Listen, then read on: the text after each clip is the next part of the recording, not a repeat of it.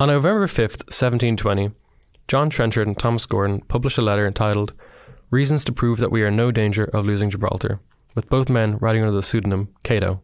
These letters later came to be known as Cato's Letters. Despite their obscurity to modern readers, Cato's letters became a thorn in the side of the British government of the 1720s. They lamented the corruption of politicians with fiery and inspiring invective.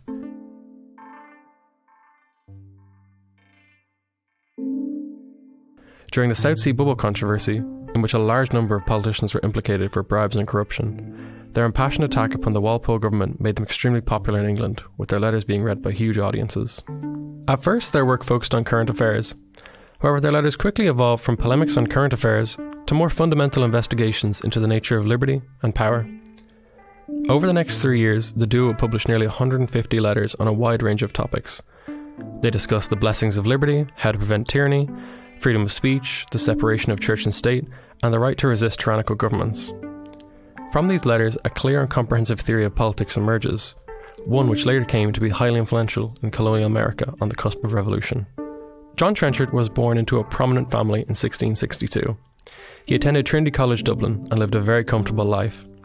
His uncle and parents left him a considerable amount of property through inheritance, and then he married into an even more affluent family. Thanks to this wealth, Trenchard could comfortably dedicate his life to writing. And in 1690, Trenchard had been an ardent opponent of England forming a standing army. He believed that standing professional armies would be used in wars of conquest abroad and subdue the populace at home. Instead, he advocated for a citizen militia. Unlike John Trenchard, Thomas Gordon is a much more obscure figure in his early life. Little is known about his life before he started writing, though he was born sometime around 1691 in Scotland. Textual evidence suggests that he might have attended college to study law, but this is extremely hard to confirm. Gordon began his career writing light-hearted essays, which he compiled in 1720 into a collection entitled The Humorist. Jokingly, he dedicated it to The Man in the Moon. Gordon and Trenchard first came into contact due to what is now known as the Bangorian controversy. Benjamin Hoadley, the Bishop of Bangor, in a highly controversial sermon, denied the divine right of kings and argued that on the topic of religion, people should be free to make up their own minds without outside interference from the government. Many criticised Hoadley for questioning the traditional authority of both the king and the church. Gordon, writing in favour of Hoadley, defended religious toleration and attacked the church's pernicious influence in the state. Gordon's enthusiasm caught the eye of Trenchard, and the pair eventually met in 1719 in London. The duo then decided to write a weekly pamphlet entitled The Independent Whig. This publication lasted for a year, and it mainly focused on religious issues such as toleration of other religions and the separation of church and state. After writing a total of 53 essays for the Independent Whig, Gordon and Trenchard began writing for the London Journal, for which they decided to cover a broader variety of topics. But why did they use the pseudonym Cato? The name Cato refers to Cato the Younger, a Roman statesman from the 1st century BC, who had defied the tyrant Julius Caesar. Throughout his life, Cato had been an honest, wise, and prudent statesman, as well as a dedicated Stoic. He had defended traditional Roman liberties and viciously attacked corruption in the government. By the 18th century, Cato was associated with a love of liberty and a hatred of tyranny. The British playwright Joseph Addison wrote a play entitled Cato, a Tragedy, which became hugely popular in both Britain and the American colonies, as it vindicated Cato as a tragic hero for liberty. During the fall of the Roman Republic, Cato sided with the Senate against Julius Caesar. When civil war broke out, Caesar eventually overcame his foes and became the de facto head of the Roman state, which brought the Republican period of Roman history to an abrupt end. Cato committed suicide rather than accepting a pardon from Caesar, a final act of defiance that immortalized him for future generations. But Caesar was known for his liberality. He pardoned many who opposed him and welcomed them back into Rome with open arms. Admittedly, a mistake he would later pay for dearly on the Ides of March. However, Cato rejected this offer of clemency. Perhaps the best answer to why Cato committed suicide can be found in Joseph Addison's words: "A day and hour of virtuous liberty is worth a whole eternity in bondage." By adopting Cato as their name, Trenchard and Gordon had adopted a widely recognised symbol of political dissent. It was also an appeal to the public fascination with Greco-Roman antiquity. Throughout Cato's letters, Trenchard and Gordon liberally quoted various classical works such as Cicero, Tacitus, and Sallust. But the purpose of their work was not merely to show off their intellect. They expressed a coherent political philosophy.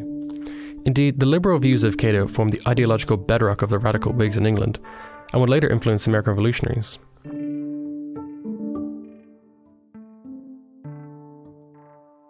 From this point on, for simplicity's sake, I will refer to Trenchard and Gordon collectively as Cato as a single person. So to analyse the political philosophy of Cato, we have to begin with a vital question in political philosophy. What is a state established to achieve? What is it meant to do ideally? This is a foundational question with many different answers throughout history. And if we want to analyse Cato's political thought, this is a good starting point.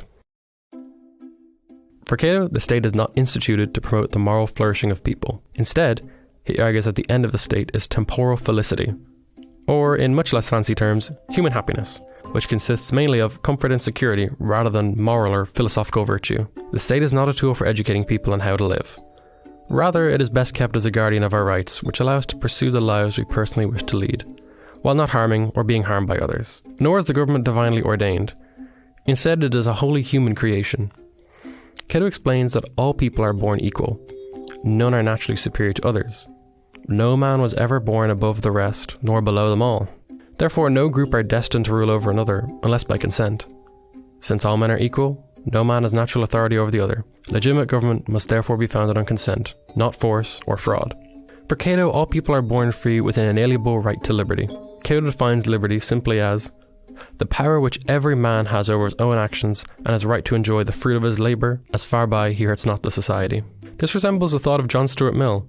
Cato had argued in favour of what libertarians today call the harm principle, which is the idea that the actions of individuals should only be limited if they harm others.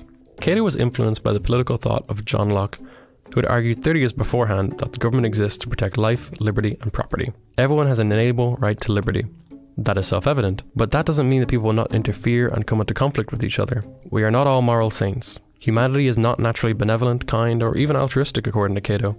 Instead, he believed that humanity is naturally selfish. Every man loves himself better than he loves his whole species. Because of this, people have no qualms taking advantage of others through theft, fraud, or even force, if given the opportunity. Even worse, because by nature they are greedy, acquisitive, and self-centered, men will never think they have enough whilst they can take more. As Cato pessimistically explains, as long as humanity exists, so too shall greed, ambition, and vanity. Cato was saying that all of humanity is the same. The essence of human nature is a passion for self-love. Many contemporaries were calling for moral education and reform to perfect the debased population. However, Cato saw this as ultimately futile. No amount of philosophy, religion, or moral lecturing can change our fundamental nature.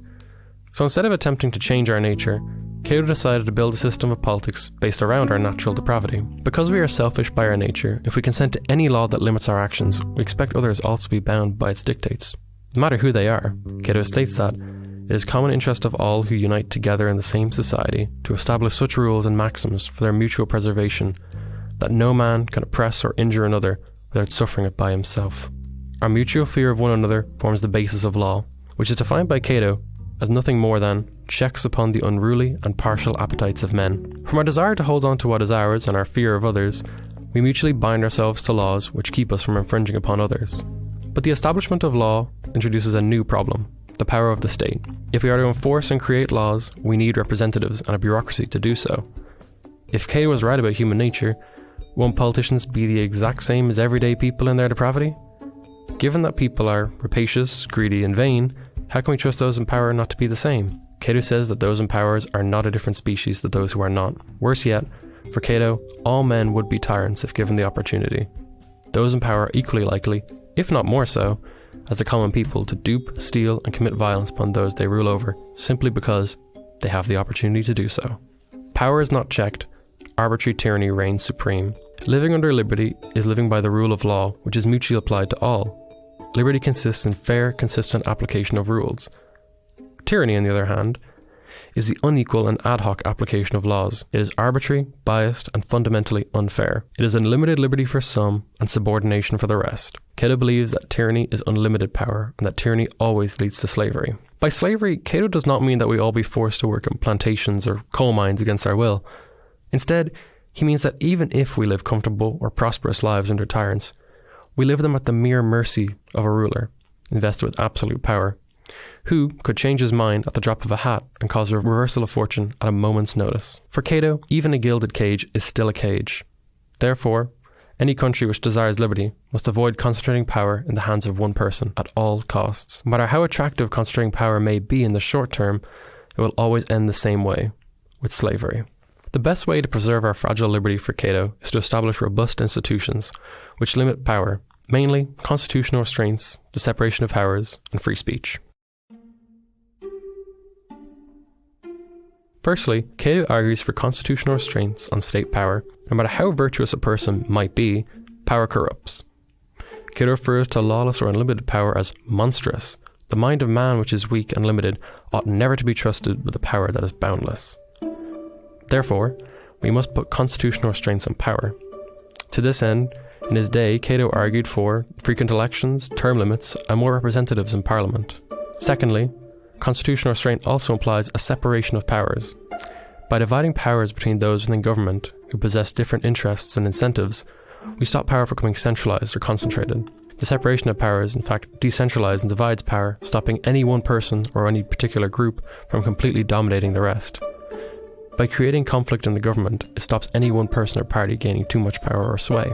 Thirdly, for Cato, and possibly most importantly, is protecting the ability to freely criticize one's government, what we today call free speech. Cato believed free speech, or the ability to criticize one's government, is inseparable from public liberty. Freedom of speech is so essential that Cato famously refers to it as the great bulwark of liberty. Cato believes that if one was an aspiring tyrant, the most important first step to dominating a populace would be to subdue the freedom of speech, silencing any dissent and opposition and creating the illusion of harmony. Cato believed that the people would rise up to resist encroachment of illegitimate power. Normally, patriotism or civic virtue is conceived of as a citizen prioritizing their country's interest over their own, public over private interest. Cato disagreed and thought both public and private interest could be reconciled in a unique brand of selfish patriotism. He believed that people's interests would ultimately lead them to overthrow unjust or illegitimate power. Government exists to defend people's rights and property. Therefore, it is quite simple to differentiate a good government from a bad government. You don't need a PhD in political philosophy to figure out that America is a better place to live than North Korea. As Cato says, every plowman knows a good government from a bad one. You know if your property is secure, and you know if your life is being encroached upon. The people are to be trusted in their judgments, given that what they are deciding upon is a matter for common sense. Because it is simple to tell when the government is acting poorly, Cato believes people will rise and defend their rights when they are violated. He does not believe they will do this out of an abstracted vision of patriotism, but instead out of their own self-interest. When people's rights are violated, Cato believes that they would make virtue of their present anger and protest and hound officials out of office. If you had heard JFK's famous aphorism, "Ask not what your country can do for you, ask what you can do for your country," he would have scoffed. Cato did not rely upon virtue to preserve liberty, but realistic self-interest. Since government is legitimated by the trust of people, it can also be dissolved when it loses this trust. According to Cato, we all have a robust natural right to oppose tyrannical government and defend our liberty. Cato was not an anarchist by any stretch of the imagination. He believed that we need a government in order to preserve our natural rights.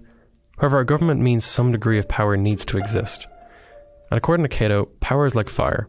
It warms, it scorches, or destroys, according as it is watched, provoked, or increased. The dilemma that Cato wished to solve was how liberty could coexist with power. Liberty cannot exist without power, but sadly, as we have seen throughout history, power can comfortably exist without liberty.